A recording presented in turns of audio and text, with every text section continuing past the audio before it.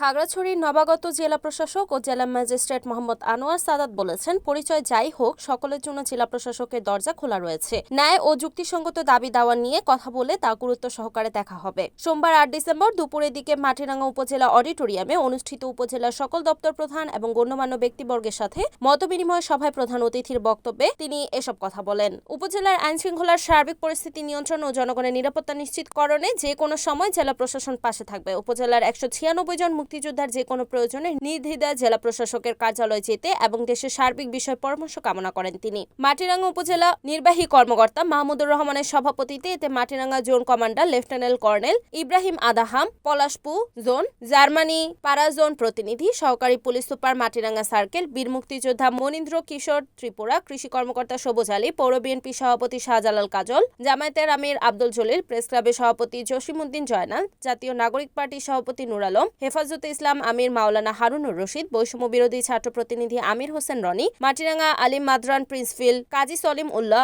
ও headman সাই লাফরু মার্মা প্রমুখ বক্তব্য রাখেন। এছাড়া ইসলামী আন্দোলন সভাপতি মাওলানা ইসলামী আন্দোলন আমির মোহাম্মদ দেলোয়ার হোসেন, বাংলাদেশ খেলাফত মজলিস জেলা সভাপতি মাওলানা আনোয়ার হোসেন মিয়াজি সহ উপজেলা সকল দপ্তরের পদস্থ কর্মকর্তা ও গণ্যমান্য ব্যক্তিবর্গ উপস্থিত ছিলেন। পরে মাটিরাঙ্গা দারুচ্চনা মাদ্রাসার দুস্থ ও অসহায়দের মাঝে ঢেউটিন ও কম্বল বিতরণ করেন নবাগত জেলা প্রশাসক।